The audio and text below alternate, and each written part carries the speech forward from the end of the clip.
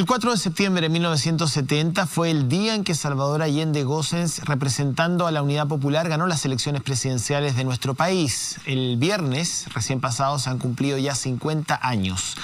En Pauta Libre creemos que desde ese acontecimiento, que por primera vez se generó una estructura donde un partido de izquierda llegaba al poder con un proyecto absolutamente social.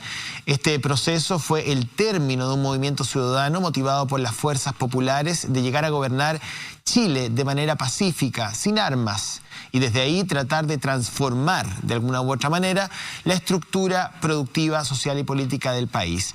En este proyecto de la Unidad Popular había una intención y un sueño que hasta el día de hoy tiene eco en nuestra sociedad y que en ese entonces fracasó por diversas razones: egoísmo, falta de generosidad, falta de gestión, problemas de superioridad moral o intelectual, razones políticas, clasismo, intervención extranjera también en el contexto de la Guerra Fría, tanto del eje soviético como de los Estados Unidos.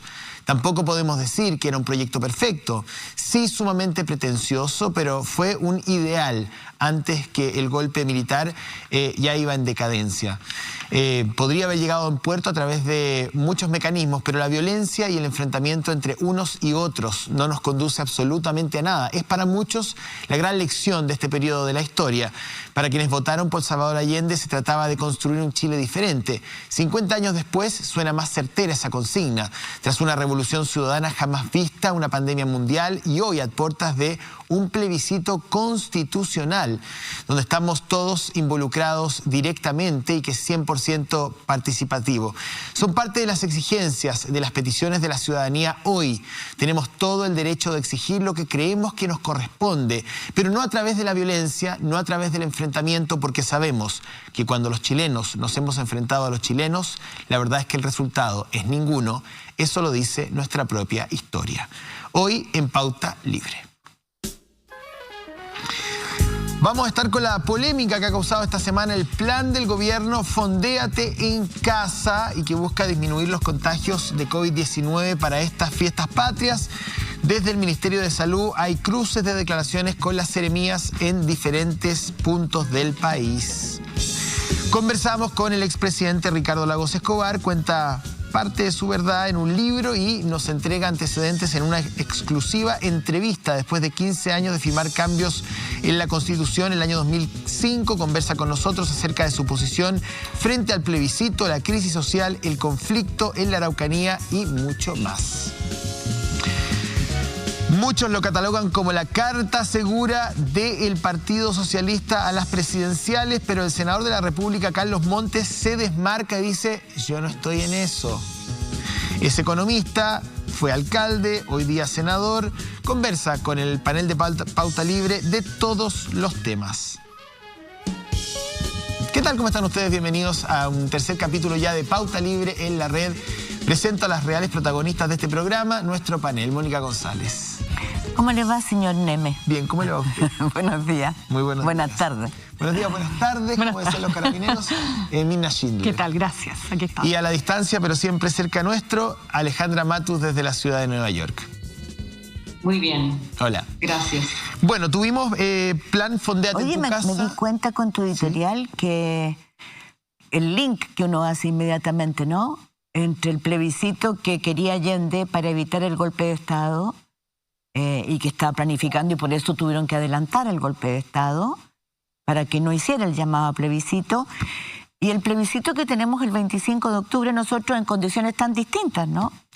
Porque es para abrir un camino de una constitución que nos permita vivir a todos en paz. Hay dos proyecciones, una de plebiscito a plebiscito, como dices tú, y yo creo también hay un relato guardando las proporciones y guardando también la distancia histórica, pero yo lo dije en Mentiras Verdaderas el viernes. Yo creo que la Unidad Popular, evidentemente con todos los problemas que tuvo, la cuota de violencia, la intervención extranjera, en fin, pero tenía un relato que hoy día uno puede rearmar tomando trozos del estallido social.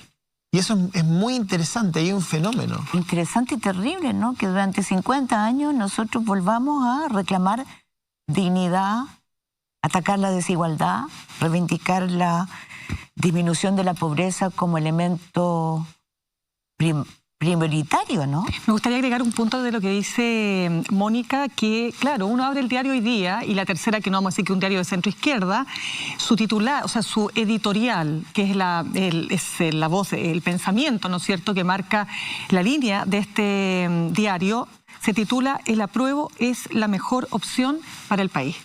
Yo creo que eso te habla también de una etapa muy particular que viene justo después del llamado que hace Pablo Longueira para optar por el apruebo como un camino, dice él, para defender lo mejor de la Constitución, pero en contradicción con lo que dice su sector. Sin olvidar los alcaldes, la cantidad de alcaldes que han llamado a votar. Pero voy con Alejandra. Mirna, pero hoy día Marcela Cubillos en el diario El Mercurio escribe una gran columna, gran en términos de extensa, no voy a decir que intelectualmente es muy grande, pero en términos de extensión sí lo es, en el cuerpo D, donde dice que Pablo Longueira está invitando a su sector a un verdadero espejismo. Dice, ¿por qué? Porque ella dice, el apruebo, si no es desde cero, no existe. O sea, Pablo Longueira está fabricando una isla que no existe. O sea, dentro del acuerdo del 16 de noviembre, el 15 de noviembre, no está la posibilidad de un apruebo sin partir desde cero. Es que nadie está partiendo de cero. Esa es la idea que se ha ido queriendo instalar. ¿Ah? Pero hay un error. O sea, el partir desde cero ¿Qué es partir de cero? ¿Qué es partir de cero? ¿Es querer refundarlo todo? Hay una falacia. No, partir de cero sería como dice... Partir de cero es tener la libertad de reformular lo que hemos heredado también. Pero ¿quién podría negar que hemos avanzado tanto? A ver, Alejandra, creo que era Alejandra brevemente misma para saludarla. Yo creo que el punto central en que confluyen los dos momentos históricos es la posibilidad de que la mayoría se transforme en una democracia verdadera donde, con respeto a los derechos humanos, son las grandes mayorías las que toman las decisiones, las que se hacen cargo de su futuro y su destino, no a través de personas que se creen más inteligentes o adecuadas para decirnos lo que tenemos que hacer o lo que no tenemos que hacer. Ese es el punto central, y ese es el punto central, me parece a mí, que Longueira, con una gran astucia política, está tratando de evitarle a su sector una derrota a través de la opción rechazo, porque así tendrían que ir con menor fuerza en la convención constituyente. Pero Alejandra, hay un punto, es que quería hacer el contrapunto, a ver qué opinas tú de lo que dice hoy día Marcela Cubillos, que lo dice en esta columna en El Mercurio, y ella dice de una u otra manera, Pablo Longueira está invitando algo que no existe. No existe votar apruebo para mantener algo, porque lo que se aprobó el 15 de noviembre es apruebo para comenzar a discutir una nueva constitución donde todo lo que se incluya tiene que pasar el sedazo de los 2/3. Entonces, a ver, lo habíamos hablado la semana pasada, Alejandra, y a ver, mi óptica, yo no sé qué es lo que opinan ustedes, pero mi óptica es que Pablo Longueira da por perdido el rechazo, absolutamente, es sensato en decirlo, y va directamente a la constituyente, incluso él mismo planteándose como un posible constituyente para efectivamente defender ahí una suerte de trasplante de la estructura constitucional del 80. Eso es lo que está invitando Pablo Longueira. Cada sector tiene sus esenciales, ¿cierto? Su esencial es mantener el modelo económico y un modelo de toma de decisiones que viene de la Constitución del 80 y que, aunque se parta de cero, por supuesto que son filosofías. Es la filosofía constitucional la que él quiere defender, y con un tercio de candidatos que gane le basta, porque ese tercio puede bloquear a los otros 2 tercios, que si no tienen acuerdo pueden incluso perder los puntos. Entonces, él está haciendo una estrategia que a mí me parece muy inteligente, porque se evita la derrota del rechazo. El sector que está hablando Marcela Cubillos, en el fondo está haciendo una defensa a rajatabla de una postura que, claro, que defender la actual Constitución para hacerle más reformas, pero más reformas que vayan por fuera de lo que ellos consideran esencial, es una estrategia perdida a los ojos de Longueira. Longueira quiere hacer lo mismo, pero con otra estrategia. Mónica.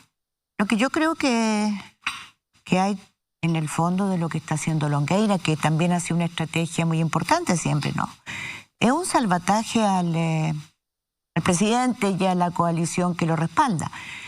Porque me imagino que lo que significaría el 26 de octubre, en qué situación queda institucionalmente el poder del presidente, reflejando, siendo el representante del rechazo que dicen las encuestas. Yo no creo nada, yo creo que lo único que hay que decir es que hay que votar.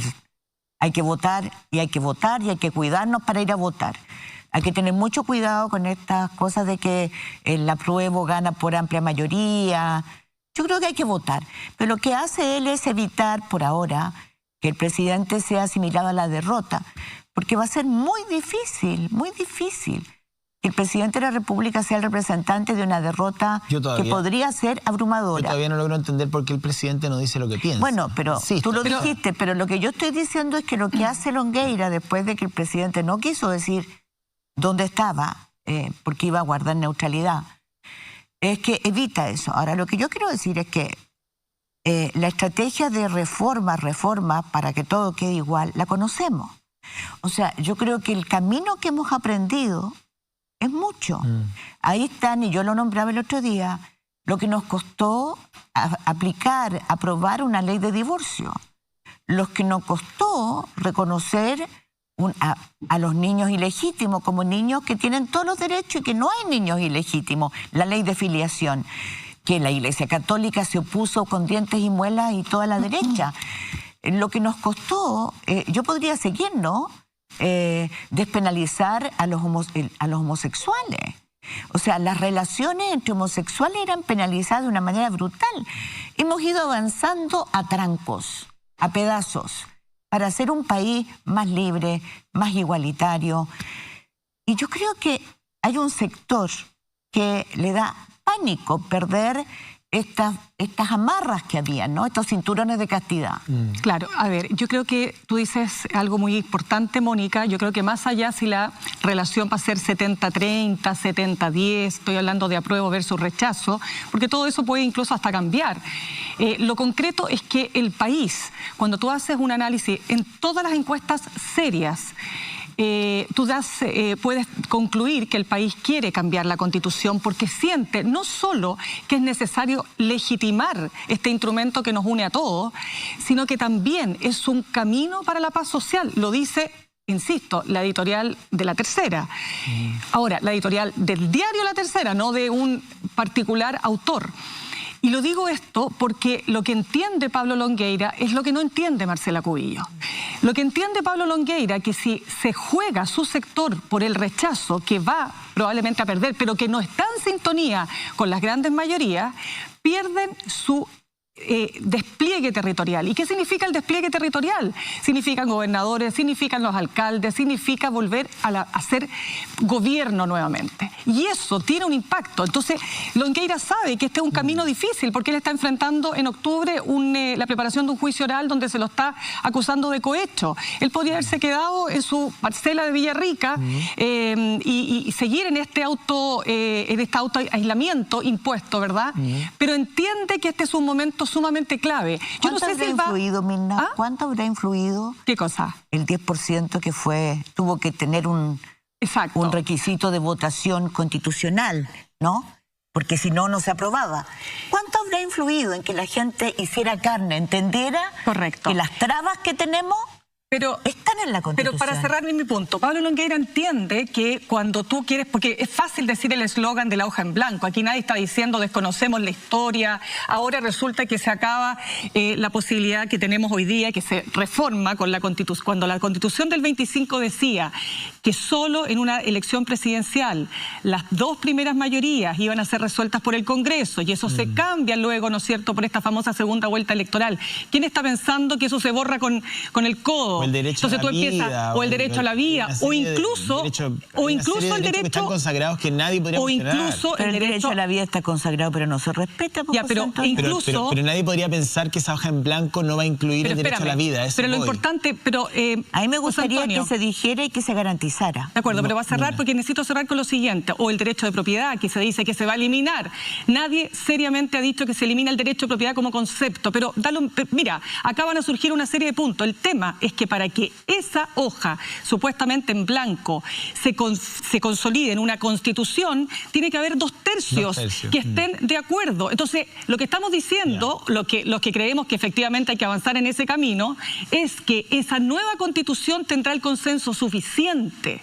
Y es ahí donde quiere influir Pablo Longueira. Lo que pasa es que Pablo Longueira sabe que el rechazo no tiene un correlato político consistente. Si eso es lo que sabe Pablo Longueira, que es insostenible el rechazo. Y en la columna de Marcela Cubillo, le doy al tiro el pase a Alejandra. Si ustedes leen la columna de Marcela Cubillo, no sé si la han leído, la gente en la casa está en el cuerpo de... Hay un temor y hay un deseo de tutelaje permanente que corre todo el texto, que es... ¿Pero eso es lo permanente? Y es lo permanente. Alejandra. Sí, yo creo que lo importante, sobre todo para conocimiento de la gente, hoja en blanco significa que todo se discute de nuevo y todo se discute entre las personas elegidas, si es convención constitucional en un 100% o si es convención mixta en un 50%, se discute de nuevo desde cero y se acuerda lo fundamental. La opción rechazo quiere que haya cosas que queden fuera de discusión. No es el tema de la hoja en blanco o no hoja en blanco, sino qué vamos a discutir y cuáles van a ser la amplitud de la discusión. La hoja en blanco lo que permite es discutir todo de nuevo y probablemente gran parte de las cosas que se han ido aprobando y acordando, incluso en la última reforma, van a quedar ahí. Pero otras cosas van a cambiar porque tienen que cambiar porque la gente ya no las aprueba.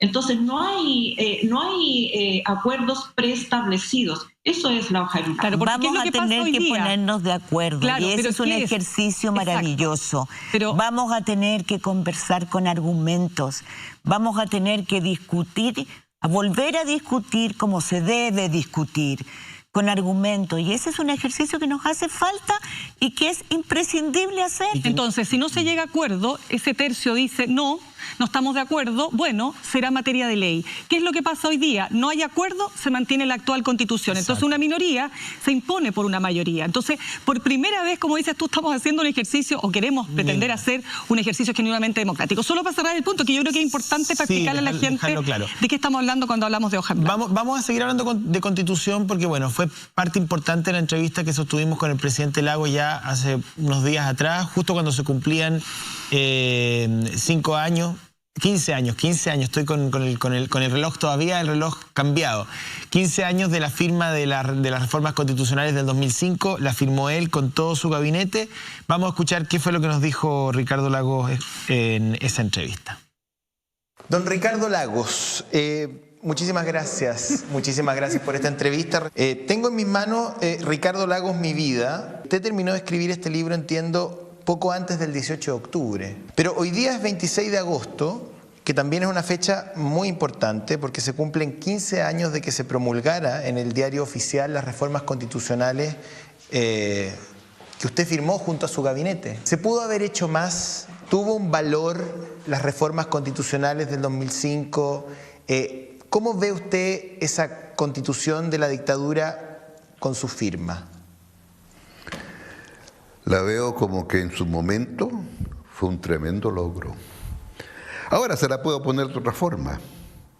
Si no la hubiéramos hecho, ¿qué estaría pidiendo usted? Exijo que se vayan los senadores designados. Exijo que el presidente pueda destituir a los altos mandos militares. Exijo que el Consejo de Seguridad Nacional, en que se juntan 4 militares y 4 civiles, están en igualdad. Mira que hay hartas cosas que exigiría hoy día, ¿verdad? Porque eso se borró. Dije, esta Constitución pasa el test democrático. No estoy diciendo es la culminación, no. Estaba consciente que esa Constitución seguía siendo un Estado subsidiario. ¿Por qué en ese momento no se pudo avanzar más? Por ejemplo, tuvimos que esperar tantos años para cambiar el binominal que quedó de hecho en un capítulo aparte. Bueno, ahí tiene la respuesta, porque cambiar las leyes constitucionales requieren un quórum en que, dado el sistema, nunca llegamos a ese quórum. Porque en mi caso, Yo tuve el veto de la derecha 6 años. O sea, comencemos por ahí. Muchos creen que la Concertación y después la nueva mayoría renunció a la idea de la constituyente, renunció a las modificaciones estructurales, hasta quizás el segundo periodo de Bachelet, donde quedaron planteadas sobre la mesa. ¿Usted siente que fue así? ¿Que se acomodaron a un sistema? Yo a esa gente que piensa eso le digo, lee el libro. Lee el libro, nada más que le digo, lee el libro. Esa es mi respuesta, mi conciencia absolutamente tranquila. Porque, claro, usted es ministro de Obras Públicas y se encuentra con un déficit de infraestructura enorme. Los militares recibieron la doble vía al sur en San Fernando y cuando se fueron después, 17 años después, seguía en San Fernando. ¿Ah? Sí, pues. Entonces, claro, el déficit era brutal. Plata no había. Entonces la solución fue tener carretera a peaje. Ricardo Lagos, ¿qué debería contener la nueva Constitución si es que llegamos al estadio de tener que comenzar a pensar en ella desde una constituyente? Primero, como principios ordenadores, ¿cómo mantiene usted los equilibrios entre los poderes? Es otro tema.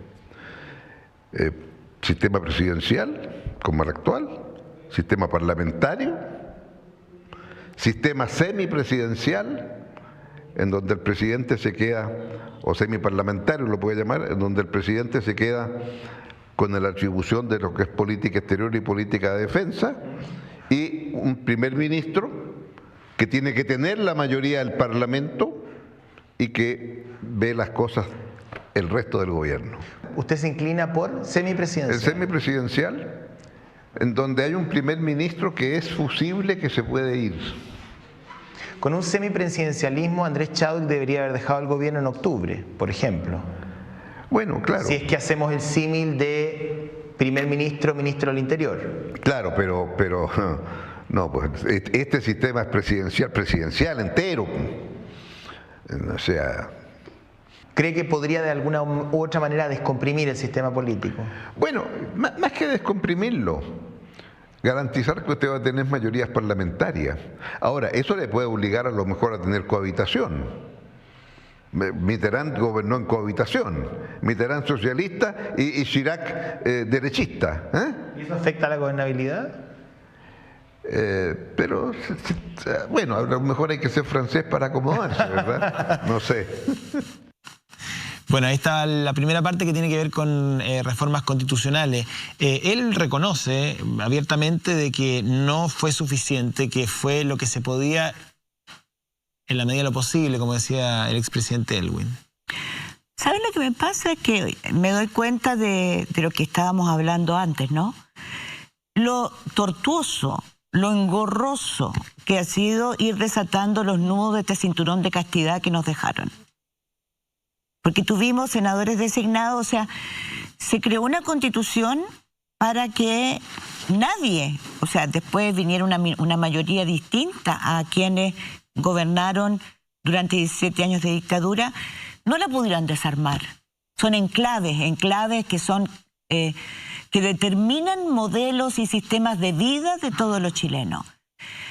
Yo recomiendo muy vivamente, no porque sea así, pero hoy día aparece una columna de Renato Cristi, un historiador y cientista político muy importante, en CIPER, que encontró hace un análisis de la memoria de título de Jaime Guzmán del 70, para entender cuál es el trasfondo de una constitución que buscaba permanecer para siempre, o por lo menos ponernos tantas trabas para impedir avanzar. Mirna. Sí, lo que pasa es que estaba buscando justamente las palabras de Jaime Guzmán cuando dice que cuando él es el gran gestor y redactor, por cierto, de la Constitución, y dice que la Constitución tiene que estar hecha de tal manera que si llegan a gobernar los adversarios se vean constreñidos a seguir una no se vean constreñidos a seguir una acción no tan distinta a la que uno mismo anhelaría. En otras palabras, tiene que quedar, como dices tú, con estos amarres, de tal suerte que lo que nosotros estamos consagrando en la Constitución se plasme. Pero dicho eso, y entendiendo que ha costado mucho, efectivamente, no olvidemos que el año 2005 la derecha suelta a los senadores designados porque ya no tiene, digamos, ninguna utilidad, si tú quieres, desde el punto de vista político, porque ya estaban saliendo senadores designados desde la misma centroizquierda. Entonces, no tenía a quien recurrir por edad. Exacto. Entonces, el punto acá es que yo creo que en este avanzar en la medida de lo posible que marcó los años de la concertación, y sin discutir que estábamos en un momento naturalmente difícil, particularmente en los primeros años, en fin, con un comandante en jefe que había sido el dictador, sabemos que el país tenía dificultades en ese sentido, pero yo creo que el presidente Lagos, desde mi punto de vista, hace un énfasis en que estamos prácticamente ya al final del proceso de transformación de la Constitución, más allá de lo que él matiza hoy día. Yo creo que la lectura que se hace en el mundo político es: estamos listos, ya quedan algunas cositas, bueno, sistema binominal, por cierto, pero le costó mucho a la centroizquierda entender que había que transformar esto, no desde el punto de vista de la reforma, sino que avanzar hacia un cambio genuino. Tengo que ir con Alejandra. Sí, yo quiero decir que reconociendo todos los cambios que se hicieron durante, especialmente los gobiernos de Patricio Aylwin y Ricardo Lagos, a Eduardo Frei fue una pausa en ese tipo de transformaciones. Pero reconociendo eso, todos los gobiernos de la concertación mantuvieron ministros de Hacienda a los que les parecía muy bien el modelo económico. Y si se puede hablar de un primer ministro real en Chile, ese primer ministro siempre fueron los ministros de Hacienda. Los presidentes no se movían más allá de donde el ministro de Hacienda determinaba.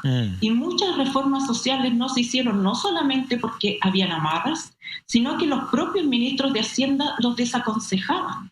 Los ministros de Hacienda chilenos, durante todos los gobiernos de la democracia, de la concertación y de la nueva mayoría, sostenían en reglas generales que el país estaba bien económicamente, que la ciudadanía estaba bien y contenta, y que las políticas subsidiarias eran suficientes. Entonces me parece que ahí es donde falta la autocrítica, porque Ricardo Lagos podrá incluso verbalmente dicho muchas cosas importantes y que podrían coincidir con el espíritu actual, pero los gobiernos en general se comportaron de otra manera. Y eso yo creo que es lo que está a la base de la crítica social. Sí. Yo creo que Ricardo Lagos será reconocido en su momento por lo que hizo, pero debe tratar de ser un actor del presente. Él ya no es un actor del presente. De hecho, él no quiso entrar en contingencia. Yo intenté, previo a la entrevista, orientarlo en los temas que íbamos a hablar, y no quiso hablar de presidenciables, ni de CAE, ni de Piñera, ni de Lavín, ni meterse tampoco en la carta de la centroizquierda.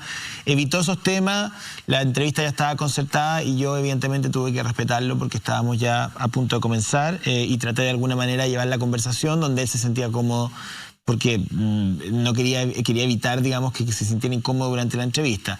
Pero sí logramos hablar del rol de los privados durante su gobierno, y cómo de alguna u otra manera la centroizquierda abandonó el relato y el sueño de la Unidad Popular, ese motor transformador que quizás llegó tarde en el segundo gobierno de Bachelet y se acomodó a la administración del neoliberalismo. Esta fue su explicación.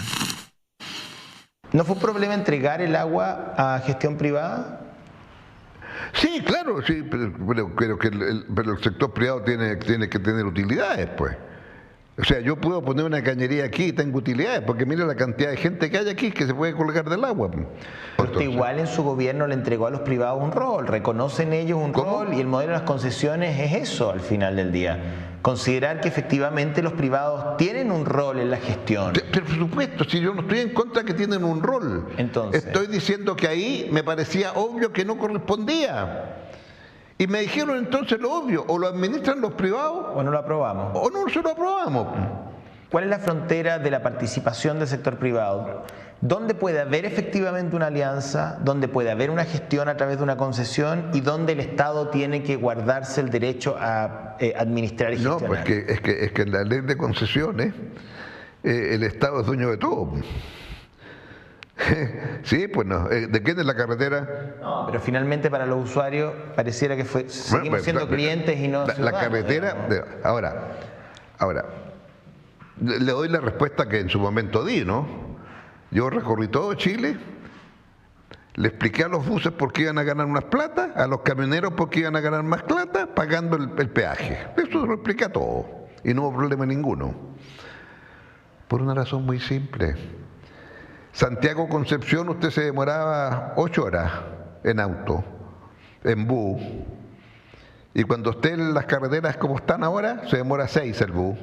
O sea, el mismo bus antes hacía 3 vueltas, andando las 24 horas. Ahora ese mismo bus hace 4 vueltas. ¿Puede, con lo que gasta en la 4ª vuelta, pagar los peajes? Si no, llega como antes, con 8 horas. ¿Y al camión que le puse? Bueno, usted se demora 25 horas en llegar a Puerto Montt. Con el camión como corresponde y andando con 15 horas. Con 10 horas que se ahorra de camión andando, ¿le da para pagar el peaje? ¿Por qué en la trama de vialidad no se avanzó en el tema de los trenes? Todo lo contrario. ¿No se avanzó qué? En el tema de los trenes. Bueno, esa fue mi gran frustración porque no se continuó después el plan que yo dejé. Plan muy modesto, ¿eh? Porque como me dijo una vez el ministro Ninat, presidente, usted mató a los trenes. Porque tiene una carretera que la construyó gratis, sin cargo al Estado. Bueno, pero en fin. Creo que es indispensable el tema de los trenes, lo explico ahí, qué sé yo. Nunca entendí por qué. O sea, la presidenta una vez me explicó que no tenía idea que en su gobierno se había suspendido los trenes, porque yo lo dejé. El tema de los trenes los dejé. Hay mala gestión, hubo corrupción también, es un esquema que le duele a Chile. Los trenes hubiesen sido una solución y Chile tiene además una geografía que es muy idónea para un tren. Por supuesto, pues. Pero claro, pero entonces volvemos al tema. No hay trenes en Europa que no tengan subsidio del Estado.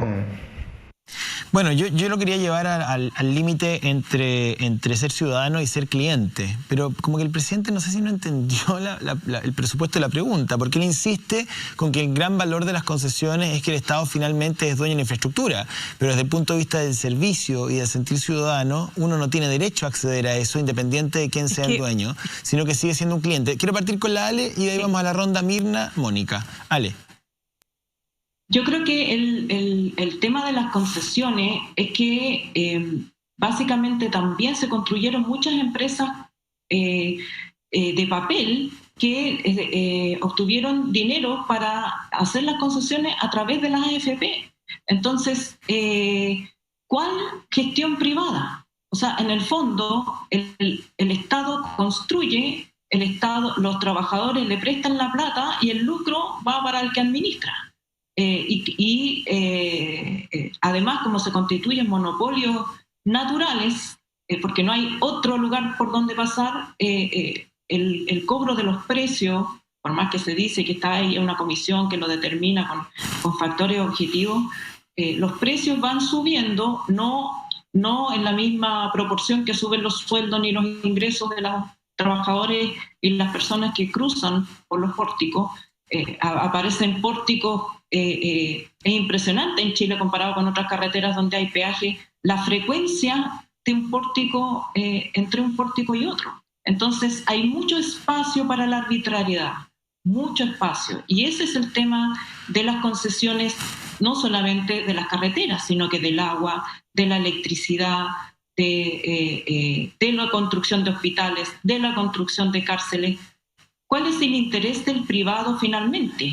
Se construye el hospital, pero no tiene nada adentro, no tiene personal suficiente, no tiene capacitación, porque al privado lo único que le interesa es construir el hospital. Exacto. Entonces se invierten los intereses. Y por supuesto que el que construye carretera no le interesa que se construya el tren. Y ahí empiezan los lobbies y el traspaso, el financiamiento ilegal de las campañas, que ha sido un problema permanente. Un tema permanente, Mirna. Sí, no, yo creo que la concesión, a mí me parece, yo personalmente creo que es una opción sumamente eficiente para el Estado cuando no están los recursos para poder hacer las grandes carreteras, y en eso sí tiene razón, que te demorabas 8 horas en ir a Concepción, te demoras 6 hoy día, lo que pasa con los camioneros que van de Santiago a Puerto Montt, en fin. El punto es que los contratos que se hicieron fueron extremadamente generosos. ¿Por qué? Porque había que atraer la inversión, ¿verdad? Y desde ese punto de vista se hicieron concesiones del tipo, como dice la Ale, hoy día tú tienes precios, ¿no es cierto?, y tarifas que son impresionantemente altas en relación incluso al IPC. ¿Y qué es lo que ha pasado con estos contratos? Se han eternizado. Entonces, en lugar de cerrarlos cuando tenían que ser cerrados, se han ido extendiendo vía nuevas obras. Y no se ha llamado a licitación y no se ha podido hacer este negocio más competitivo. Entonces, yo lo que creo que pasó aquí es que hubo una mirada de corto plazo para un problema que era de largo plazo, con las consecuencias para los usuarios que tienen estas tarifas que están absolutamente sobredimensionadas. Mónica. Sí, hay algo, una frase final de Lagos que a mí me llama la atención. No hay trenes sin subsidio estatal. Bueno, no hay trenes sin subsidio estatal y no hay Transantiago sin subsidio estatal. Y ese fue el pecado de origen del Transantiago. O sea, querer tener un sistema de transporte público que no es público porque no tenía ni un peso del Estado en su origen, en su concepción. Pero ahí hay un problema, que es que lo hablamos, la corrupción. O sea, aquí se impuso una concepción, y él mismo lo dice, Ricardo Lagos, cuando planteó su proyecto, no me dejaron. ¿Quién no lo dejó? No lo dejó la derecha, pero tampoco lo dejó gente de su propio sector, que ya estaba, ¿no?, permeado por sectores privados. No hay tren en Chile, y esto voy a decirlo con todas sus letras. Y es un problema de seguridad nacional, como ha quedado establecido recientemente con el paro de los camioneros. Tendría que haber en un país que es una franja larga de norte a sur, un tren y una carretera. No hay tren por el lobby que han hecho los camioneros. Y las empresas, las grandes empresas, no los camioneros, las grandes empresas de transporte, sumados a otros que no les interesa que haya trenes. Y un tren tiene que ser un servicio público. Pero yo quiero decir, él habla del agua. Perdón, y la Alejandra dijo, el gobierno de Frey fue una pausa. No fue una pausa. En el gobierno de Frey se privatizó el agua. Sí, estábamos en ese momento. No, sí, yo la entiendo. Pero lo que quiero decir es que en ese gobierno se terminó de privatizar el agua, porque se habla de privatizar el agua en la dictadura. No, en el gobierno de Frey se terminó de privatizar. Ahí está, entonces lo que yo quiero explicarte plantear... el contexto de cuando él dice, hablamos de lo del agua es porque estábamos hablando del rol de los privados en los gobiernos de la concentración en general. Sí, pero yo lo que quiero decir es que los contratos que tenemos son generosos porque no ha habido la convicción de que tiene que haber fiscalización. Nos estamos olvidando que acaba de revelar el MOP que por falta de fiscalización se estaban cobrando sobrepeajes y no sé en qué habrá quedado, pero supongo que tendrán que devolverle el dinero a todos los usuarios que tuvieron que pagar peajes extraordinariamente altos. ¿Por qué? Porque no se fiscaliza. Ese es el mal de Chile. Los contratos no es que sean generosos per se. La ley está hecha así, se hace así, para que en esos nichos donde está la ambigüedad se anide la corrupción. Mira, hablamos de corrupción con él, hablamos del caso Mobgate, de su mirada con la perspectiva del tiempo, él tiene un análisis. Los queremos invitar también a participar a través de Opinión Libre, porque no somos nosotros solamente quienes estamos formando parte de este panel, sino que también lo están haciendo ustedes a través de las redes sociales. Señor director, si me puede decir cómo la gente puede opinar a través de Opinión Libre en Twitter. Bueno, a través de Twitter, @PautaLibre, vamos a escoger parte, digamos, me imagino, de esas opiniones y las vamos a poner al aire dentro de un ratito o en una wincha. Vamos a la pausa y estamos de vuelta con las declaraciones del presidente Lagos respecto al caso Mobgate.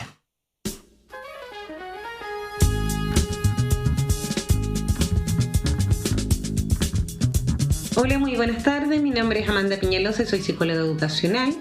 Hoy en tiempos de pandemia, la educación en Chile ha realizado los máximos esfuerzos para poder llevar a cabo los ajustes curriculares y de la evaluación. Si queremos avanzar en esto, para poder lograr establecer una educación a distancia que sea óptima, lo primero que debemos hacer es poder abordar psicológicamente a toda la comunidad educativa, crear asignaturas que generen habilidades para la vida, que no nos quedemos solamente con las asignaturas básicas, sino que además podamos trabajar habilidades para la vida para ver cómo nos enfrentamos ante estas mismas situaciones. Independiente que el año sea con una promoción automática, para algunos alumnos va a ser muy favorable, pero para otros no, y en eso tenemos que estar muy atentos y poder apoyar a esos alumnos que lo requieren. Aún nos queda mucho por hacer. Muy buenas tardes. Bien, agradecemos su sintonía a esta hora y que seamos trending topic número 1. Puede opinar lo que quiera, esto también es opinión libre para ustedes, preguntas, inquietudes, descargos, lo que sea. Siempre con respeto, es interesante leer críticas que sean constructivas y que aporten a nuestro panel. Vamos a analizar la última parte de la entrevista que tiene que ver con corrupción, algo que en especial al presidente Lagos le duele mucho por lo ocurrido en el Ministerio de Obras Públicas durante su gobierno. Mire. ¿Por qué el sistema chileno fue permeado por la corrupción, cree usted? Y estoy pensando desde el MOPGATE hasta platas políticas, SQM, Penta, ley de pesca, y podría seguir. ¿Por qué? ¿Por qué un sistema que aparecía como una escenografía de probidad, como un sistema probo, luego termina cayendo el telón y nos damos cuenta que efectivamente la corrupción estaba instalada? O sea, yo creo que eso tiene que ver con la forma en que el aparato del Estado administraba las cuentas, ¿verdad? El MOPGATE, claro, usted no sé si llegó a esa parte o lo leyó o no, léalo con cuidado.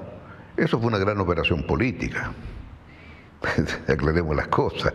Usted apunta ahí contra la vocera de la Corte Suprema hoy día, la ministra Chevesic. Son parte de las cosas. Ella tiene una opinión distinta, Bueno, no, lo único que yo digo, yo explico ahí mi opinión de lo que había, porque era una operación política. Hay una tesis desde su óptica en el libro, en uno de los capítulos, yo ya pasé por ahí, los leí con bastante cuidado. Pero el tema del MOPGATE es una construcción inteligente, pero también explico cuál fue el origen, que me negaron que hubieran funciones críticas. Sí. Bueno, es que ahí viene de la derecha, ¿verdad? Porque yo explico. Mire, señor, este ministerio está hecho para administrar este presupuesto, pero cuando yo tengo un sistema de concesiones, equivale ponerle un segundo piso entero al ministerio. No tengo personal para eso, tengo que contratarlo. Y la forma de contratarlo, entonces, son distintas modalidades. Bueno, eso es. Pero la jueza Chevesic deja en claro que esa fue una manera de saltarse la ley, eso es corrupción. No. Los trabajos se hacían. No, perdóneme. Los trabajos se hacían. Se pagaban por fuera. ¿Cómo? Se pagaban por fuera. Pero se hacían. No. Lea bien. A ver. Esto consistía, era una práctica habitual, el que el Ministerio de Obras Públicas tiene presupuestos separados para cada una de sus direcciones. Entonces, como una forma de mejorar el sueldo, cuando estaba trabajando para la Dirección de Arquitectura, entonces le pedían que hiciera los planos de tal y cual cosa por parte de Vialidad. Y eso parecía interesante. Entonces le pagaban lo que corresponde porque como profesional usted puede tener trabajo fuera de las horas de oficina. Y eso, cuando yo asumí la cartera de Obras Públicas, el Contralor me fue a ver y me dijo, mire, eso no se ve bien. Queremos entonces eliminarlo. Me creó un problema, le dije. Hay funciones que no se van a poder pagar. Claro, lógico. Claro, se acorta el presupuesto. Claro.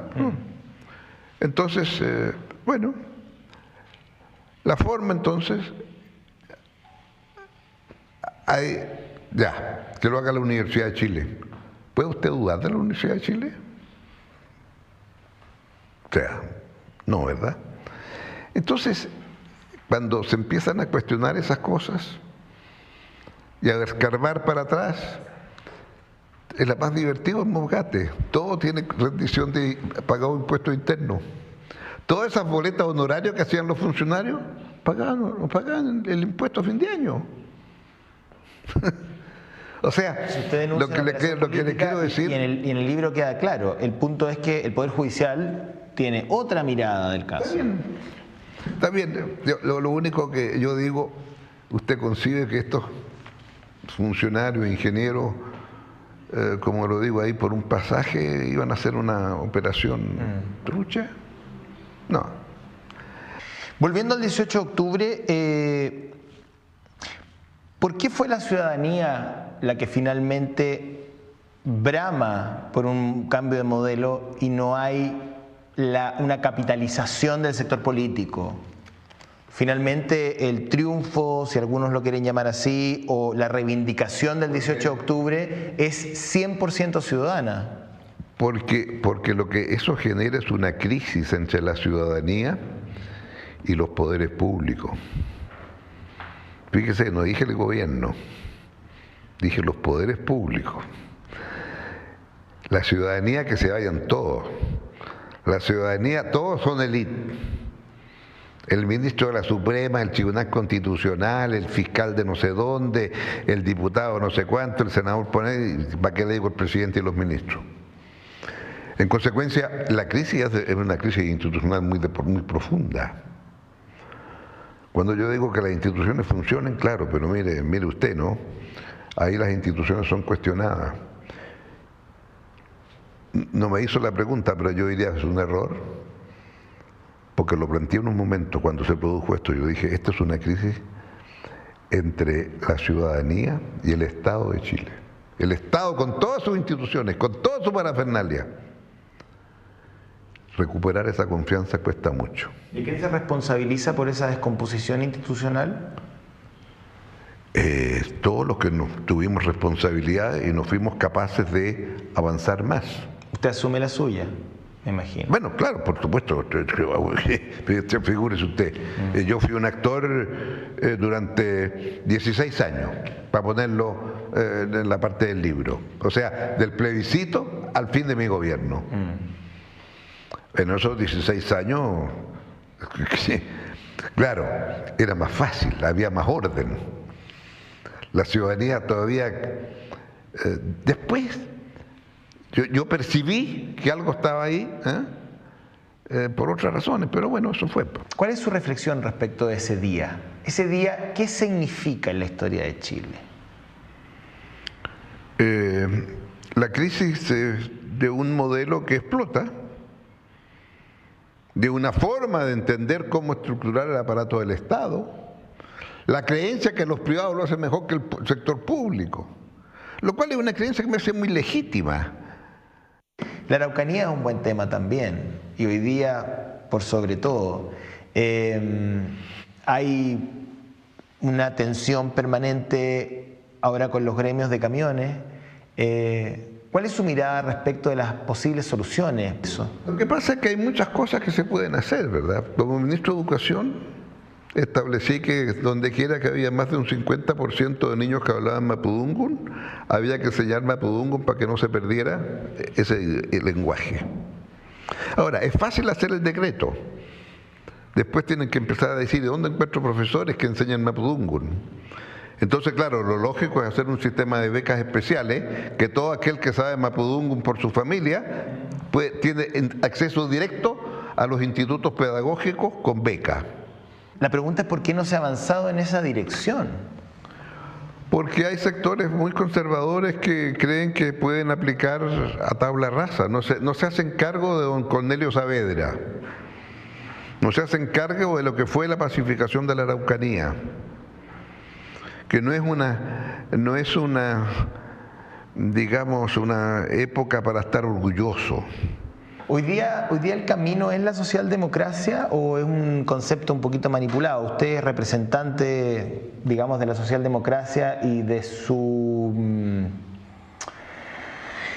fuerza en algún periodo de la historia, no solamente con líderes nacionales, sino que también con internacionales que tienen una marcada, digamos, línea de gestión en esa dirección. Y hoy día candidatos como Lavín o el alcalde dicen ser socialdemócrata, otros también. ¿Qué es hoy día la socialdemocracia? Yo creo que es lo que ha sido siempre.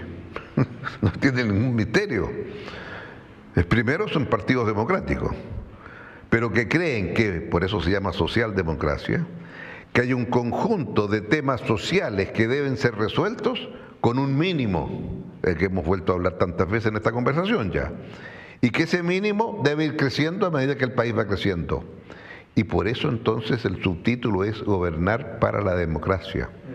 Porque usted creció, ahora tengo otras demandas.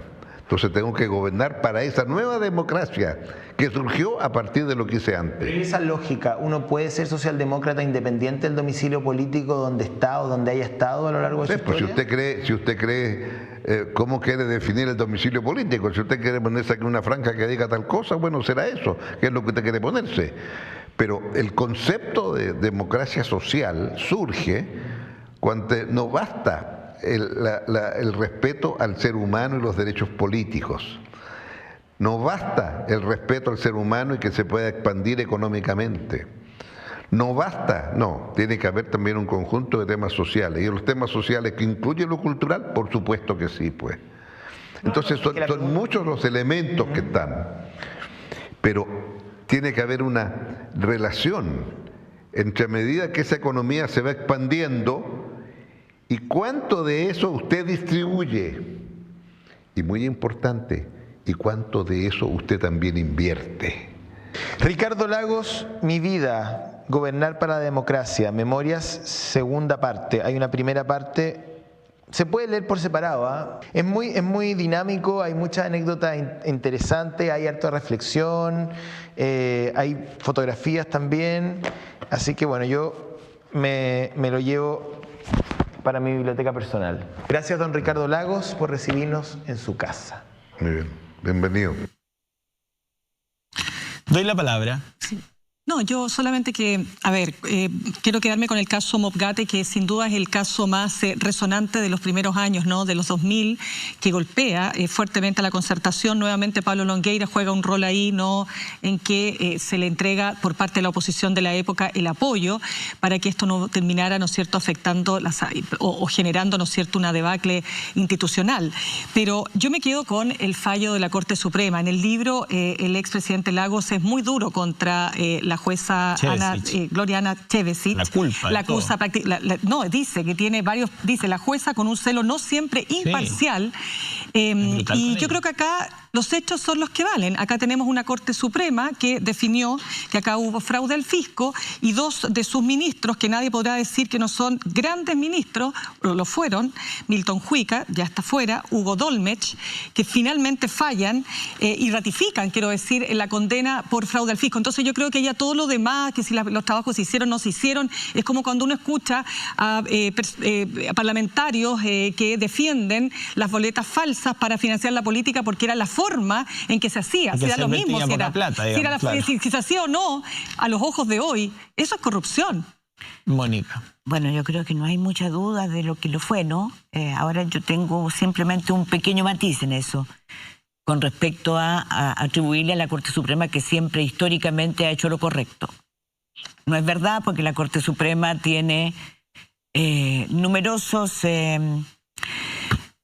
conflictos de interés, ha tenido en su historia. Y yo creo que últimamente en los nombramientos de los jueces ha quedado claro, de los ministros, ¿no?, que estamos en un sistema que es necesario reforzar para que sea de verdad idóneo. Ahora, yo creo que no hay duda de que en Mopgate hubo corrupción. Ahora, y tan es así que cuando el 28 de agosto del 2014 se inicia el juicio, se inicia la acusación, la investigación por el Penta, por el financiamiento ilegal de la política, es un resabio de ese acuerdo que firma, en mi parecer, Ricardo Lagos. No lo firman, pero establecen un acuerdo con Pablo Longueira que finalmente, como dice Mirna, sí, salva la estabilidad institucional, pero no cierra el capítulo corrupción. No. Y yo creo que en eso hay una tremenda autocrítica que no se hace la clase política transversal. Porque la gran pandemia que nosotros tenemos es la corrupción. Y ese 26 de agosto en que se inicia y luego sigue con Soquimich y con muchas más, y que termina en esta brutalidad, obscenidad, que es este pacto transversal de impunidad, está sin lugar a duda, en el fundamento del estallido del 18 de octubre. No lo digo yo y fíjense bien, comillas, los abusos empresariales, graficados principalmente en colusiones, fueron una de las causas del estallido social. Esto es lo que afirma no un dirigente político de ultraizquierda, sino que lo afirma el fiscal nacional económico Ricardo Riesco Eizaguirre. O sea, nosotros estamos claros que hubo corrupción. Efectivamente, no basta que los trabajos se hayan hecho o no se ha hecho. Hubo sobresueldo, hubo cosas muy irregulares, hubo platas que no se supieron dónde fueron a pasar. También. Nadie pudo achacarle a Ricardo Lagos que se enriqueciera ilícitamente con el MOP, GATE.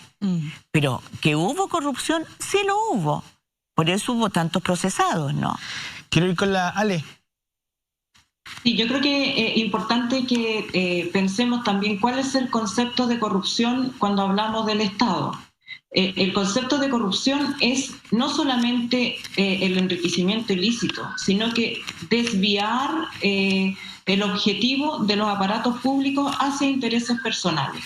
Eso es corrupción, y corrupción hay de distinto tipo. Uno es recibir plata, otro es en los nombramientos, nombrar a personas afines a ti o parientes o lo que sea, porque eso te conviene, no porque le conviene al país. En fin, preferir una empresa sobre otra. Hay gente que no recibe ni un peso, pero se enriquece en contactos, asegura el futuro de sus hijos, de alguna manera usa el cargo para sus intereses personales. Y eso ha ocurrido históricamente en Chile. Hay que recordar lo que pasaba en los gobiernos radicales, que dio paso luego al famoso eslogan de la escoba, ¿no? Entonces, el tema es que ¿qué hacemos como sociedad para evitar la corrupción? Y una manera de evitar la corrupción es transparencia, reglas claras, es decir, falta de arbitrariedad y distribuir el poder. Porque cuando hay mucho poder en muy pocas manos, la tentación de la corrupción es muy alta, porque ese poder no solamente puede decidir qué hacer con los recursos, también decide cómo evitar que se fiscalice. En el caso de la concertación, y Ricardo Lagos apunta a un tema con que se defendió ese tema, que es los ingenieros tenían que ganar 100, el Estado estaba dispuesto a pagarle 70, había que buscar cómo pagarle 30 y se ideó este modelo y lo justifican de esa manera. Pero haber dado ese paso significó abrir el Estado a otros pasos, a otras maneras fuera de la transparencia, fuera del debate público. ¿Por qué Ricardo Lagos no salió y dijo públicamente tenemos este problema? Claro, mi presupuesto es acotado, no podemos... Perdona, Alejandra, pero ese modelo que tú estás describiendo es el modelo que usan para la corrupción en el ejército, en carabineros, porque los sobresueldos es exactamente el modelo de MOP-GATE. Exactamente. Exacto, es lo mismo. Por eso digo, es el problema del Estado, porque tú aplicas eso y llega a las alcaldías, a cualquier, al sostenedor público de un colegio, donde sea que hay plata del Estado, tú puedes decir, bueno, que con la plata que me dan no me alcanza, tengo que buscar otra manera. Claro. Y esa otra manera siempre va a haber alguien dispuesto a darte la platita a cambio de un favor. Exacto. Entonces, no se puede seguir defendiendo ese modelo, no se puede seguir defendiendo. Fue un error, fue delito, y bien juzgado y bien castigado está. El problema en que sí yo coincido con Ricardo Lagos, que por supuesto que fue usado como una maniobra política, que incluso se habló de que Ricardo Lagos iba a salir como presidente. No iba a terminar el periodo. Sabiendo quienes habían promovido esa acusación, que esas prácticas que venían de todos los gobiernos anteriores, incluso de la dictadura que... O sea, podríamos hablar de las privatizaciones de empresas públicas durante la dictadura y encontraríamos cosas mucho más ordenadas. Perdón, otro cinturón de castidad. No se te olvide que el Congreso se inició en Chile con un cinturón de castidad. No se va a estudiar, ni se va a analizar, ni se va a tocar las privatizaciones. Claro, las privatizaciones. Y ese fue un acuerdo aceptado y los negocios de la familia Pinochet. Los Pinochet. O sea, recordemos que el Consejo de Defensa del Estado tuvo que retirarse del caso Pinochet, que es por petición del presidente de la República, Eduardo Frei Ruiz-Tagle, que dijo que era un asunto de Estado. Entonces, si eso no facilita la corrupción, me pregunto qué, digamos. Yo creo que... Exactamente. Tenemos esperando a nuestro entrevistado, chiquilla. Por favor, no, está bien. Preguntamos a él. Yo sé que tenemos José muchas ganas Antonio, de opinar, Adelante. pero no podemos hacer esperar más porque ha tenido la Obvio. gentileza de hablar con nosotros. Y además quiere ver el partido. Carlos Montes, a lo mejor quiere ver el clásico también, ¿eh? Así que De está apuradito. El senador Carlos Montes, mira, dio una muy buena entrevista ayer al Mercurio, habló de varios temas, evidentemente también desde su partido lo apuntan como presidenciable. Álvaro Elizalde, presidente del Partido Socialista, habló con La Tercera el día de ayer, habló de la figura de Carlos Montes. Carlos Montes se abre a una serie de análisis que tienen que ver con una izquierda unida, enfrentando una primaria. Hoy día también hay una entrevista súper interesante a Mahmoud Alewi, en el Cuerpo de, donde él habla de esta primaria amplia de la democracia cristiana hasta el partido, hasta el Frente Amplio, pasando por el Partido Comunista, de todos quienes quieran evitar que la derecha siga en el poder. Y Daniel Jadue dice algo en una entrevista hoy día en el diario La Tercera que me llamó mucho la atención y que sería bueno también preguntárselo a Carlos Montes. Dice: bueno, muchos en la concertación o ex nueva mayoría no escatimaron en pedirle ayuda al Partido Comunista cuando lo necesitaron, digamos, y eso es algo obvio, pero parece que cuando el Partido Comunista tiene que pedir ayuda de vuelta hacia el sector presidencial, algunos efectivamente se plantean como anticomunistas. Uno puede estar o no de acuerdo con Jadue, pero la figura es real. Mónica calla. No, pero es que he hablado mucho ya. Bueno, está bien. Vamos con el Bueno, yo puedo decir, sí, Ale. a mí me parece que históricamente el anticomunismo en Chile es real. Yo no soy militante del Partido Comunista, no he sido nunca, y por eso lo puedo decir con total independencia. Hay anticomunismo, ha habido siempre, y es injustificado, porque en Chile el Partido Comunista se ha portado siempre de manera democrática. Y entonces le sacan que la Unión Soviética, que Mao Zedong. Bueno, también uno podría estar trayendo todos los días Hitler para hablar del Audi. No veo la misma sacada al pizarrón a otros Alejandra, partidos que en sus orígenes también preguntémoselo al senador Carlos Montes, que ya está con nosotros, estaba ahí terminando unos aspectos técnicos, ya lo vemos y lo escuchamos con claridad. Senador, ¿nos escucha? Lo escucho muy bien. Buenas tardes, senador Carlos Montes. Buenas tardes, senador. Los Buenas saluda tardes ya, sí. José Antonio Neme y mis compañeras Mónica González, Mina Schindler, Alejandra Matus. Vamos a ir a la ronda de entrevistas. Solamente la primera pregunta mía, cortita, que tiene que ver con esta declaración que hace Daniel Jadue, La Tercera, de que hay mucho anticomunismo en la izquierda chilena, digamos. Y él dice, bueno, no se les movió un músculo en pedirle ayuda al Partido Comunista cuando la necesitaron, pero ahora parece que votar por un comunista fuera para algunos en la izquierda un verdadero pecado original. ¿Qué cree usted?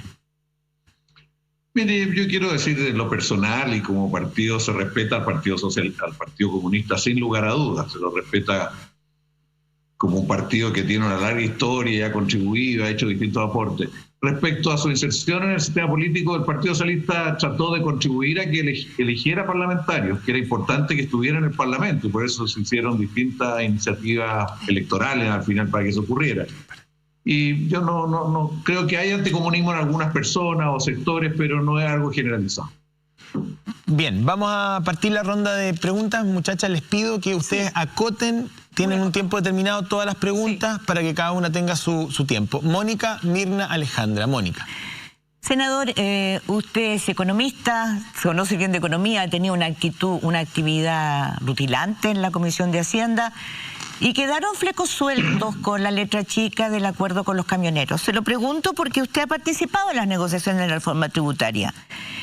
Y yo me acuerdo que en la última, o en la penúltima, mejor dicho, el economista de la Universidad Adolfo Ibáñez, Claudio Agostini, que hoy día es asesor de Hacienda, hacía una larga perorata contra las inequidades que hay y contra las regalías que se le daban a la renta presunta.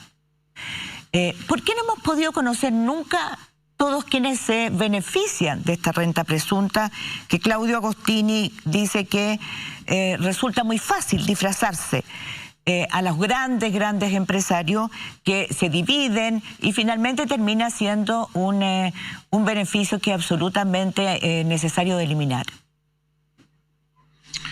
Mire, en primer lugar, yo quiero explicar de que cuando hubo la reforma tributaria de este gobierno, a fines del año pasado, comienzos de este, nosotros sostuvimos 4 cuestiones. Lo primero, que había que reponer el impuesto a la ganancia de capital, aunque fuera gradualmente, y con una propuesta de artículos concretos. En segundo lugar, propusimos un impuesto a los más ricos, hicimos una fórmula legal bien específica. En tercer lugar, todo lo que era elusión y evasión, que en Chile son 21.000 millones de dólares, una cosa impresionante, sobre todo impuesto a la renta, y especialmente de las personas que era necesario enfrentar. Y en tercer lugar, planteamos el tema de las exenciones. En exenciones tenemos 9.000 millones de dólares al año, que es altísimo para las necesidades del país, y que además muchas de estas exenciones se crearon hace muchos años atrás. Por ejemplo, la que tiene la construcción, que llega a más de 1.000 millones de dólares al año, se creó en 1975. ¿Y por qué no se pueden eliminar, senador? ¿Por qué no se pueden eliminar? ¿Cuál es la traba? ¿Cuál es el obstáculo? Mire, es que déjeme terminar lo siguiente. Entonces nosotros le pedimos al gobierno que estudiáramos eso, que replanteáramos. Lo único de los 4 puntos que aceptó el ministro Briones fue este, y se constituyó se encargó un estudio a la OECD, se iba a constituir un equipo que acá no se constituyó finalmente, parece, y está en revisión. ¿Qué es lo que yo digo frente al tema de los camioneros? Tiene razón Agostini, pero también quiero decir que hay que revisar el conjunto de las franquicias y beneficios tributarios que tienen sectores. Hay muchos que no se justifican, que son de otra época. Algunos hay que terminarlos y otros hay que reorientarlos a fines más ligados al desarrollo de la tecnología, a otros a desarrollar industrias nuevas, para otro objetivo hay que crear. Senador, por eso le pregunto, ¿por qué no podemos conocerlos? ¿Por qué el país no puede saber todo lo que se están beneficiando de una manera arbitraria, de beneficios tributarios que están obsoletos? Mire, eso lo tenemos en términos por sectores. Eso, de hecho, el gobierno, en la reforma tributaria de Michelle Bachelet terminó muchas de estos forados, de estas franquicias, muchos de ellos. Disminuyó significativamente lo que eran estas franquicias en la reforma del 2014. Sin embargo, otras se quiso enfrentar. El tema de los camioneros y el diésel era un problema político, un problema de fuerza, donde concentrar las energías. Y el tema de la renta presunta ahí se planteó. Incluso invitamos al debate al propio Agostini, quien nos demostró el problema, que era un problema de fuerza realmente para jugársela por ese tema. ¿Y se termina ahora? Senador, ¿se termina ahora? Momento de revisar, ¿perdón? ¿Se terminará ahora ese beneficio arbitrario y que se logra con fuerza? Pretende solamente enfrentar el tema de diésel y de renta presunta ligado a camioneros y no enfrenta esto. La minería también tiene franquicias tributarias. ¿Y los agricultores? Y los agricultores también, o sea, tiene que ver el conjunto, porque son medidas tomadas en otro momento para otro objetivo, y la verdad es que es muy importante redefinirlas. Algunas hay que terminarlas y otras reorientarlas. Ahora, el punto es que pero el punto es que si cada vez que se revisan van a desabastecer el país, digamos, ahí apunta la Mónica. Exactamente, o sea, si... Bueno, sin duda. Por eso, perdón, senador, por eso que se ve a otros sectores apoyando el paro de los camioneros, porque van todos los que están detrás de un beneficio tributario que hay que eliminar. Sí, mire, yo no estoy tan convencido que este paro tenga como eje el tema de estos beneficios tributarios. Yo creo que aquí este no fue un movimiento gremial inicialmente, al menos. No. Fue un movimiento más político que gremial. Y aquí el gobierno tendrá que aclarar la manera de que se conjugaron las banderas del gobierno con las banderas de un sector de los camioneros, un sector más duro. Ahí está particularmente Villagrán, que es de lo más duro que hay y que aspira a ser senador, en fin. Es una persona... Y después de esto, estos mismos perdieron el control porque lo tomaron los choferes, que tenían otra actitud, de otras banderas, y finalmente llegamos a una solución bastante rara e incomprensible. ¿Cuál sería? Aquí el ministro del Interior va a tener que explicarle al país, hoy día intenta iniciar una explicación, explicarle al país cuál fue su acción durante este movimiento. Tuvimos desabastecimiento de combustible en el sur, tuvimos problemas en el puerto con barcos llenos de mercadería que no bajaban. En Santiago se acumulaban los productos y no circulaban. Senador, sí. Fue algo realmente serio, sí, que el gobierno tiene que dar respuesta que hasta esto no es llegar y dar vuelta a la hoja. Quedémonos con el tema de Víctor Pérez y la acusación constitucional. No cerremos el tema camioneros todavía hasta que la Mónica lo quiera. Vamos a una pausa y volvemos, y luego sigue Mirna y Alejandra Matus. Tenemos compromiso comercial a esta hora. Muy bien. Vamos a retomar el conversatorio que tenemos con el senador Carlos Montes, pero antes ponga atención al siguiente contexto, cortito. La campaña solidaria más grande que es la que nace del acto desinteresado de cada uno, porque no hay nada más grande que las ganas de ayudar. Este 18 y 19 de septiembre, acompáñenos una vez más. Cuídate del coronavirus. Contagiarte de solidaridad es la idea, ¿no? En esta campaña de Vamos Chilenos, que está articulada por Mario Kreuzberger, pero donde vamos a participar gran parte de quienes trabajamos en los medios de comunicación y que está enfocada especialmente en la tercera edad. Se van a canalizar recursos a través de los municipios. Es una campaña muy bonita, 18 y 19 de septiembre. Estamos con el senador del Partido Socialista, Carlos Montes. Esta tarde nos acompaña con Pauta Libre. Mónica había preguntado respecto de la letra chica del acuerdo entre el gobierno y los camioneros. Pinda, entiendo que va a seguir con el mismo tema. No, claro, es que, a ver, senador, ¿qué tal? ¿Cómo está? Hola, la pregunta es, para lograr desactivar este paro, el gobierno demoró 6 días, un poco más, tuvimos lo que usted dice, 7 días, tuvimos desabastecimiento, tuvimos carreteras parcialmente bloqueadas. Ellos dicen que estaban por la berma, pero en algunos casos también estuvieron en la carretera. Y totalmente bloqueadas. Murió una persona producto de un atropello en las circunstancias propias, ¿no es cierto?, de este tipo de conflicto. Y el gobierno tenía las querellas listas para aplicar, ¿no es cierto?, lo que es la ley y en definitiva encauzar a los convocantes por ley de seguridad interior del Estado, y eso no se hizo. Entonces yo quisiera saber, ¿qué se acordó? ¿Cuál es la letra chica de este acuerdo que finalmente logra destrabar este conflicto para partir conversando, senador? Mire, la verdad que lo que sale en el texto es una cosa que tiene que ver con que van a seguir empujando las leyes al Congreso, que tiene que ver con una mesa que se constituye para ir viendo cómo se aplican las distintas medidas que han planteado, en fin. Pero yo creo que es algo que no ha terminado de explicarse. Primero, en su origen, no está claro cómo se generó esto y por qué. Es un movimiento político más que gremial, yo insisto en eso. ¿Qué rol jugó el gobierno? ¿Con quiénes conversó el gobierno? ¿O con quién conversó de los camioneros? Porque la verdad que el hecho de haber levantado 13 leyes como las banderas principales es algo bastante... Algunas que eran de la plataforma del gobierno de hace rato. Es algo difícil de entender. Aquí el tema tributario hasta el momento no se ha presentado como parte de un acuerdo. Podría ser parte de ese acuerdo. El ministro tiene que entregar en el curso de este mes, el compromiso, un informe sobre lo que va a ocurrir con el conjunto de las franquicias tributarias. Perdón, senador, eso es un estudio que encargó al Fondo Monetario Internacional y a la OCDE, tengo entendido, ¿no? Fundamentalmente a la OCDE, y no lo conocemos, no conocemos su alcance, parece que es gente seria la que lo hizo. Nosotros tratamos de que hubiera una contraparte de ese estudio a nivel nacional. Yorrata había hecho este estudio el año 2016 y le insistimos al ministro que era importante que hubiera alguien de Chile que lo estudiara y por qué no se actualizaban los datos que tenía Jorrat del estudio hace tiempo, porque el 80% de estas franquicias tributarias van a los sectores de más altos ingresos en Chile.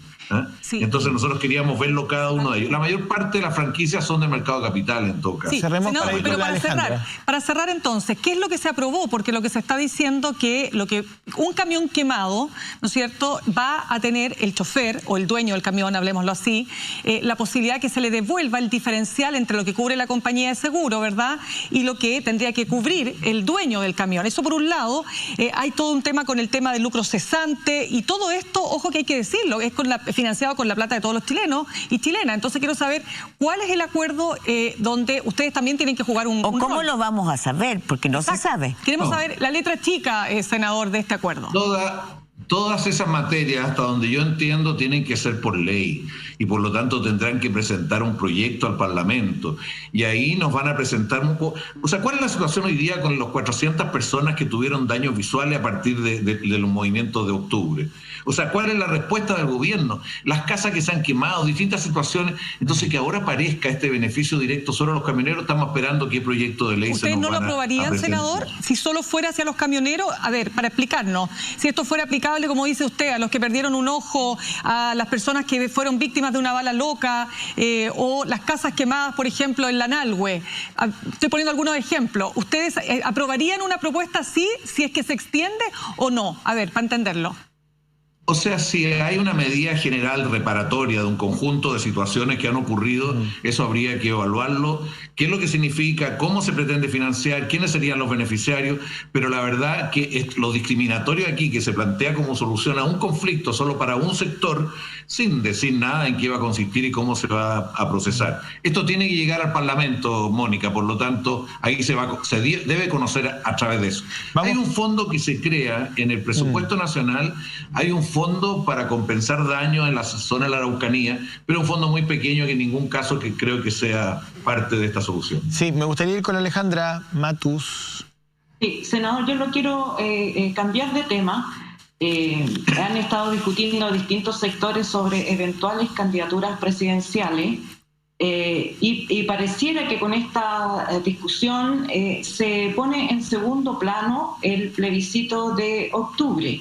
El gobierno ha señalado, todavía hay una puerta abierta para que el plebiscito se suspenda si es que hubiera un acuerdo político que lo solicitara, sobre todo por el aumento de contagios que, dadas las condiciones actuales, y muchos expertos lo señalan, es esperable que aumenten. Mi pregunta es, ¿usted está preocupado de ese tema? ¿Cuál va a ser su planteamiento o el de su partido respecto a la necesidad de que se haga el plebiscito a toda costa, o están dispuestos a suspenderlo? Quisiera saber su pensamiento sobre eso. Mire, Alejandra, nosotros tenemos claro, el plebiscito se hace. El plebiscito es un mandato constitucional, o sea, fue un acuerdo constitucional, no solo legal, constitucional, y tiene una fecha determinada y ciertas características, y eso se tiene que hacer. Se están discutiendo leyes más bien para la participación, para los cupos de pueblo indígena, pueblo originario, otras cosas se están discutiendo. No se ha hablado en el Congreso de trasladar. Si hubiera una situación muy extrema y especial, habría que evaluarla en su mérito, pero hoy día eso no hay elementos que lo indiquen. Y como usted bien dice, nosotros creemos que el problema hoy día es lo que está viviendo la gente, que básicamente que la pandemia sigue afectando a muchas familias y está creciendo mucho en algunos lados, pero dentro de situaciones que se puede llevar adelante un plebiscito. Y por otro lado, creemos que la protección social nosotros todavía no sabemos cuántas familias están cubiertas. El presidente dijo 14 millones de personas. Hemos pedido una y otra vez los antecedentes. ¿Cuántas cubrió cada uno de los programas? No lo sabemos. Las pymes vemos que la cobertura y el apoyo público es limitado. Y el plebiscito, estos son los desafíos que hoy día tenemos. En esto tenemos que trabajar políticamente, trabajar el plebiscito, y se están haciendo muchas cosas en estas tres dimensiones. Senador, le pregunto sobre dos medidas concretas. ¿Se ha pensado alguna medida para garantizar el derecho a sufragio a las personas contagiadas que el gobierno ha dicho que no pueden votar? Esa es una medida. Y la otra medida es declarar el plebiscito actividad esencial para que haya o no haya cuarentena, las personas puedan votar, porque también puede ser que por secretaría se dice, bueno, las personas contagiadas no votan, las comunas en cuarentena tampoco pueden ir a votar las personas, porque no es una actividad esencial de las consideradas hoy día. Se puede ir al supermercado, pero hasta ahora no hay permiso establecido para ir a votar, ni tampoco parece que se estén tomando las medidas suficientes para garantizar la seguridad en los lugares de votación. Mire, respecto al tema de la cuarentena y el derecho a voto, eso está resuelto. O sea, todos tienen que votar, tienen la posibilidad de ir a votar, no va a haber restricciones de ese tipo. Respecto a las personas contagiadas, hasta el momento no se ha encontrado una solución. Son alrededor de 15.000 personas las que se estiman. Hay otras personas que por distintas razones en la sociedad... Pero una persona que se le niegue su derecho a voto es una persona que pierde su derecho. Efectivamente, no eso pasa normalmente con personas que están presas y no condenadas. En fin, hay un conjunto de realidades. Y en eso estamos buscando soluciones. Hay un par de proyectos de ley buscando facilitar que eso ocurra. Sin embargo, lo que es cuarentena... el sistema de correos tiene una fórmula que usa para los votantes en el extranjero que se podría usar. Bueno, sobre eso hay distintas observaciones en nuestro sistema de correo y las limitaciones que eso tiene para aplicarlo en este caso, porque también hay riesgo en esto, hay riesgo de fraude y distintas cosas. Pero es una cantidad bastante limitada de personas. Es un tema que estamos enfrentando, estamos trabajando, pero es una cantidad limitada de personas. Y es cierto que una persona importa, pero lo importante ahora es la organización misma del proceso. La locomoción, creemos que es fundamental que haya locomoción todo el día y Senador gratuita, Montes, facilitar La organización que el CERVEL haga de los lugares donde se vota también es importante, y el CERVEL se demoró bastante en entrar en acción. Perdón que lo interrumpa, es que nos va quedando poco tiempo. Mónica tiene una pregunta y a mí me gustaría también quedarme con un tiempito con senador, una pregunta. El último informe epidemiológico habla de... Estamos al borde de los 16.000 muertos, una cifra absolutamente estremecedora, que yo creo que la sociedad no ha tomado conciencia de aquello. Ayer fueron reprimidos brutalmente personal de salud en Plaza de la Dignidad. ¿Qué se está esperando después de que sabemos cómo está de estresado, cómo está de sobrepasado un sistema de salud, cuando nosotros tenemos, mientras los demás países de la OCDE tienen una inversión de $3.000 per cápita, ¿no? Nosotros tenemos 2.000 y 1.000... solamente 1.000 vienen del Estado. O sea, es un sistema de salud muy contrañido, muy necesitado, muy precario. ¿Qué estamos esperando para subirle el sueldo al personal de salud? Entregarle beneficios, ya que hablamos de subida de sueldos para carabineros por funciones críticas. Estábamos hablando recién con el expresidente Lago de las funciones críticas. ¿Qué estamos esperando? No viven de aplauso. Sus licencias por enfermedad están siendo de verdad cuestionadas. ¿Qué espera el Congreso para tomar mano, reforzar el sistema de salud y pensar en que ellos necesitan urgentemente que se les dé una mano? Lo que pasa es que usted plantea temas de plazos más cortos y temas de plazos que requieren más tiempo. En concreto, yo creo que tenemos que ver cómo desarrollamos una acción respecto al sanitario más consistente, que tiene que ver, por ejemplo, lo que más bronca provocó fue que a los carabineros se les incrementó 20% y al personal de salud no, sí. un adicional de ingreso. Bueno, pero hoy día, Mónica, la historia de Chile es clarísima. Nuestro potencial principal está en las comunas, está en la atención primaria, está en las organizaciones comunitarias, en la iglesia de las comunas, y desgraciadamente este gobierno y probablemente otros también no han entendido que esa es la fuerza preventiva principal. Antes de enfermarse, cuidarse. Y ahora también, porque el tema del rebrote es un riesgo real. Entonces tenemos que desarrollar una campaña mucho más eficaz que la que hicimos para el cólera y la que hicimos en la historia respecto a la mortalidad infantil o los temas materno-infantil. Hay una capacidad de la sociedad que no se ha usado, que no se ha movilizado. Y algunos alcaldes lo han hecho, pero han sido por iniciativa de los alcaldes, no por un enfoque global. La trazabilidad, que es el otro problema y que usted lo menciona. ¿Por qué las personas no están diciendo con quién ha hablado entre medio? Porque hay un riesgo de que esas personas tengan una sanción en su lugar de trabajo al mencionarla, porque al personal de salud, la Superintendencia de Seguridad Social dijo que cuando contraían COVID tenía que tratarse como enfermedad laboral, pero hoy día hay una fuerte presión sobre la Superintendencia para que se eche abajo esa norma y que tiene que haber una demostración de parte de la persona que lo adquiere y no tiene que haber una demostración de la organización pública para hacerlo. Entonces, efectivamente, ahí hay algo que hay que superar, que hay que fortalecer. La trazabilidad tiene que aumentar a partir de una movilización de nuestra capacidad local. Respecto a los funcionarios, nosotros ya pedimos. El Parlamento en esto, Mónica, no tiene iniciativa, tiene que proponer, pero no tiene iniciativa legal respecto a remuneraciones. Estamos en emergencia, esto ya se pidió senador. Una sesión especial que hubo para estos efectos. Estamos en emergencia, se pueden saltar algunos trámites, como se hizo para el retiro del 10%. Mónica, usted, el tema de... Bueno, pero no se ría, contéstale a la Mónica, pues. No, es que no es llegar y decir que nosotros presentemos una ley que sube las remuneraciones, porque hay mandatos expresos de la Constitución y de todo que no podemos hacer eso. Lo que está diciendo Mónica es que ¿por qué no se pone eso a través de un artículo especial transitorio en la Constitución? Eso es lo que está haciendo. ¿Por qué no vamos donde el presidente? Varios parlamentarios le dicen, presidente, hay que hacer esto. O sea, estamos en emergencia. Está bien.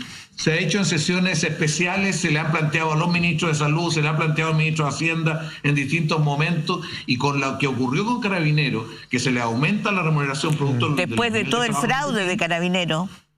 ¿Cómo? Después de todo el fraude de Carabineros. Hay un punto. Y Mónica, el fraude a mí me tocó directamente enfrentarlo y le podría decir cómo fue, que es bien distinto a otros casos, Pero esto fue peor todavía, porque fue por un recorte a los sueldos de los propios carabineros. Esto no fue de otros lados, esto es una cosa increíble. El país no sabe exactamente cómo fue, pero se les daban ciertos cupos y solamente usaban algunos y el resto se lo distribuían bueno, en general. Se nos fue rápidamente el tiempo y tenemos que cerrar el programa. Solamente, bueno, usted en el diario Mercurio dice que no quiere entrar en la discusión presidencial, que no está en ese momento, que prefiere concentrarse en el plebiscito, así que no voy a ser majadero de llevarlo y preguntarle otra vez si piensa ser candidato para que me conteste lo mismo. Pero sí, me gustaría una pregunta con respuesta cerrada.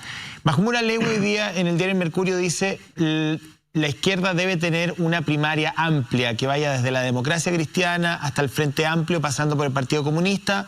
Es la posición que toma Mahmoud Alewi, diciendo que nos tenemos que unir todos quienes queremos, dice él, que la derecha no gobierne un siguiente periodo. ¿Usted cree que efectivamente eso debe ser así, sí o no? ¿Primaria amplia? O sea, yo quisiera que eso fuera así.